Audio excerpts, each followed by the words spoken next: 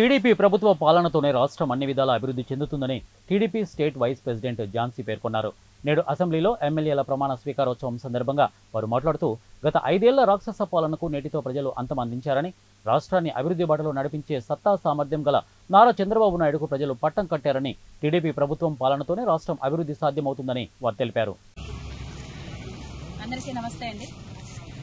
ఆంధ్రప్రదేశ్ రాష్ట్రంలో 2019 నుంచి 2024 ఎలక్షన్స్ జరిగే వరకు జరిగినటువంటి ఒక రాక్షస క్రీడ లాంటి ఈ వైసీపీ ప్రభుత్వం చేసిన అరాచకాలకు చరమగీతం పాడేలాగా మొన్న జరిగినటువంటి ఎలక్షన్స్ లో గౌరవనీయులు నారా చంద్రబాబు నాయుడు గారు అఖండ మెజారిటీతో గెలిచి ఈరోజు శాసనసభలో అడుగుపెట్టారు.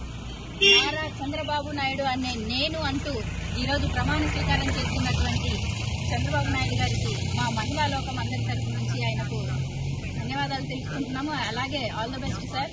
ఎందుకంటే మన ఆంధ్రప్రదేశ్ రాష్ట్రం బాగుపడాలన్నా, యువత భవిష్యత్తు బాగుండాలన్నా మీరు సీఎం అవ్వాలనేదే మేము కోరుకున్నాము.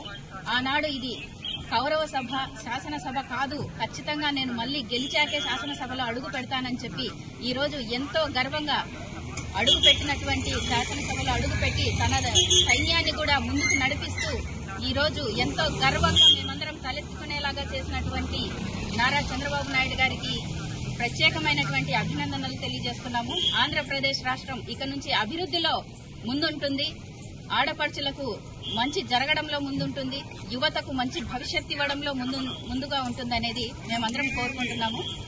ఈ రోజు నుంచి మంచి భవిష్యత్తుకు ఒక పునాది పడింది. ఎవరైతే ఈ రోజు మొత్తము అసెంబ్లీలో ప్రమాణ స్వీకారం చేస్తున్న ప్రతి ఒక్క ఎమ్మెల్యేకి మా అందరి తరపు నుంచి అభినందనలండి. జై తెలుగుదేశం, జై నారా చంద్రబాబు నాయుడు.